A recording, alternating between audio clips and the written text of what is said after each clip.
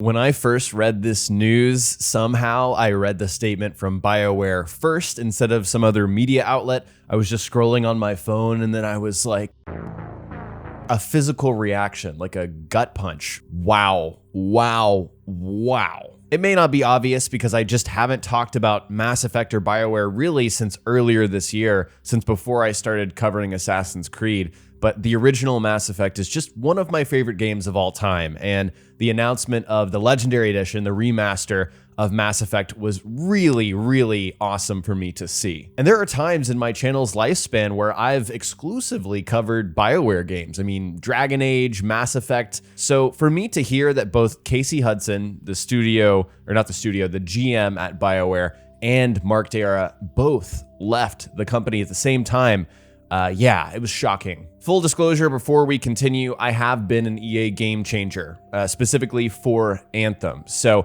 I've been in the same room as people like Mark Darrah and Mike Gamble on multiple occasions. I don't know them personally, but I feel like that's something I should let you guys know. So we got full-length statements from both Casey Hudson and Mark Darrah, as well as one from the Chief Studios Officer at EA, Laura Meal. So the main takeaways for me were from Casey Hudson first. He cites a desire to be in a more creative role and to work on personal projects. As you guys know, Casey Hudson left BioWare, I believe like 2014, and then came back in 2017 to be the studio GM. In his statement, he announces that Christian Daly, who was the studio head at BioWare Austin, leading the charge on Anthem's reboot, is now stepping into that role as executive producer on Dragon Age 4. But in general, Casey's statements are always very positive and very uplifting. He has a really great way of making me excited for things, even though we might have some, what I would consider, bad news here. And then we have Mark Darrah's statement. Again, someone who's been very influential in the Dragon Age series, leaving the studio. He says specifically, this stood out to me, that BioWare has wandered away from telling emotional stories through characters at times, but the next Dragon Age will be committed to this central pillar of BioWare. But he also says that the team includes people with decades of experience at the studio, so it's not like losing him means, you know, you're losing what used to be BioWare. But then he also says that he doesn't know what's next for him, so there's no like concrete plans there, which I've seen a lot of speculation into what that might mean, whether this was an amicable departure or not. I don't like to speculate on personal decisions like that for these developers. It just doesn't seem very honest to do that. And then finally, from that Chief Studios Officer at EA, Lauren Meal, one thing that she said in her statement is that Mike Gamble will step in as lead of the next Mass Effect. And Mike has been a producer on Mass Effect Andromeda and Anthem. So my initial takeaway from all of this news was that we tend to mythologize and prop up these game directors and their contributions to games. We all do this. I'm guilty of it. And it reminds me of someone like Ashraf Ismail, who's been kind of mythologized after Black Flag's success in the AC franchise. Same thing goes with Darby McDevitt and his contributions to the narrative and the writing of the Assassin's Creed franchise. You look at Todd Howard, you know, God Howard. He's mythologized for Fallout and the Elder Scrolls series, and soon he will be again for Starfield. It's the people that we see, typically speaking, in very public roles and, you know, events on behalf of their teams. Now, it's unquestionable to me that having the right person steering the ship is really important for a game. But we often forget that devs are groups of people, no matter if there's a face for the product that we all associate it with that game. This person's success is owed to the teams that they work with just as much as them individually. So with that in mind, I think everyone needs to take a deep breath and look at the big picture here. I think it's more about losing a studio head, a GM of BioWare, and an executive producer on a project that's coming in the not, you know, super near future, but fairly close. Like, that is what I would look at and be concerned about. And that's not to take anything away from Mark Darrah and Casey Hudson and their individual contributions and the fact that they've been at BioWare for multiple decades. However, there have been a lot of reactions from current and former BioWare developers, and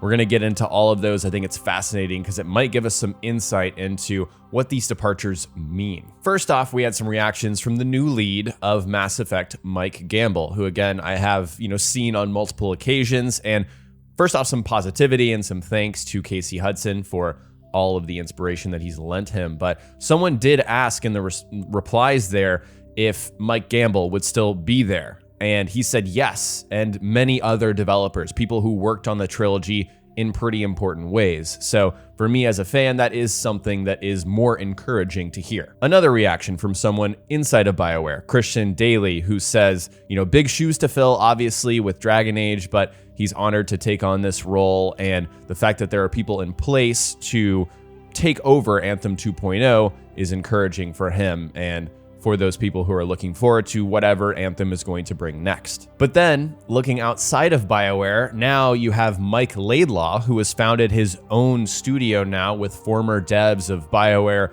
and other developers, says, holy shit. Now, Mike is on the outside, but these are people that have relationships, I'm sure, still ongoing with these devs. They know these people personally. So even though he's not there, this kind of reaction does say something. Same thing from David Gator, who was a longtime writer in the Dragon Age franchise. He left in 2016. His reaction is sweet mother of Zeus. So it's hard to, glean much from that other than the overall effect of, oh my gosh. I mean, as a developer, as people who were on the inside, they are shocked. So even though I still think we need to take deep breaths, the obvious elephant in the room here is that BioWare has had many high-profile departures over the last 4 years. Aaron Flynn left as GM in 2017. Both Ben Irving and Chad Robertson left last year. They were leads on Anthem. Fernando Mello left late last year. He was a senior producer on The Next Dragon Age. It's pretty clear that BioWare has been in a transitional period for several years now, for some time. And, there are still people there that have been there for a long time, and they are specifically mentioned in these statements, both from Casey Hudson and Mark Darrah. I think as fans of a franchise or a developer, we're always wary when someone leaves, but I always come back to the idea that these devs might be leaving for personal reasons. Casey absolutely said that. Ever since BioWare started having these departures,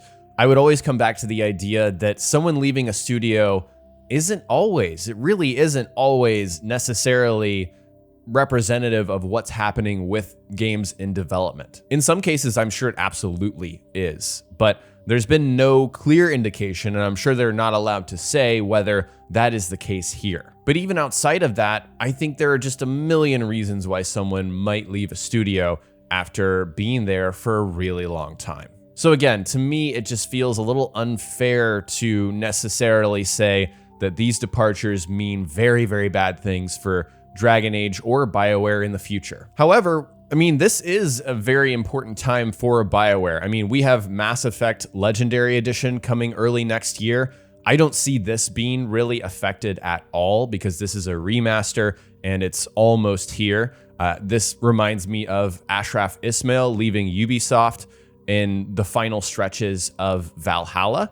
And that didn't really affect the game. The game was already so far along that it really wouldn't have impacted anything. Anthem 2.0 is still something that's going to be coming out at some point. We really don't know much about it. We've had little developer updates, mostly from Christian Daly, who again is leaving that project. But it seems that BioWare is still committed to reviving Anthem. And so it's hard to say how much Anthem is impacted from this. On N7 Day, very recently, Casey Hudson mentioned the next Mass Effect and said that it was in the early stages of development. But you have to think that that game is just several years off. I wouldn't expect it in the next 3 years. But I'm happy that this happened now instead of later for Mass Effect in general. I just don't think that it needs to be rushed, especially after Mass Effect Andromeda, working for some people and not for others. But Dragon Age 4, that game you have to think suffers the most by losing its executive producer, Mark Darrah. It's actively being developed right now behind closed doors. And with 2020, all of the obstacles that have been presented there, you can't think that this is necessarily a good thing for that game. The last time we saw it was during a teaser, and Mark Darrah was in that teaser, briefly mentioning kind of the future of Dragon Age, but in very vague terms. Obviously, it depends on which stage of development this game is in, but yeah, it's mostly not a good thing to lose an executive producer. But as I'm sure you guys know, if you follow me, I am the eternal optimist here. I'm just gonna wait until we see something concrete and clear to speculate on whether this game is just doomed to fail, or if it's going to be something that will revitalize that franchise. Of course, this is a hot button topic, so let me know what you guys think in the comment section below. I'm sure a lot of people will think that this is another, doomed death knell situation for BioWare, but let me know what you think in the comments below. If you haven't already, make sure to subscribe to the channel and click the notification bell so you don't miss my next videos. Also, be sure to follow me on social media, jayvee on YT on Twitter and jayvee.yt on Instagram. And if you want to interact further with this community, join our Discord server. We're discord.gg/jayvee on YT. Links to everything are in the description below. Big thanks to my YouTube members, my Ultra fans, Grass, Dave, Deadwalker, Bill, Cam, Cullen, and Jacob. My super fans, Kamal, Casey, Tipsy Sergey, Dan, Karen, and Tarl K. Fans, Matthew, Spyro, JVO, John, Brock, Tia, Level 42, Allura, Ryan, Moonman, Joe, and Abhishek. And supporters, Nos, Flame, Nightmare, Sung, V-Toxic, Taryn, Glenn, Elo Games, Undersittable, Adam, Blaze, Mr. Hollow, Quickness, and Furkin for supporting the channel. If you want to support me further, click the join button below this video. In exchange for your support, you'll unlock custom badges and emotes to use in chat. Check the link in the description for more information. Thank you guys so much for watching, and I'll talk to you next time.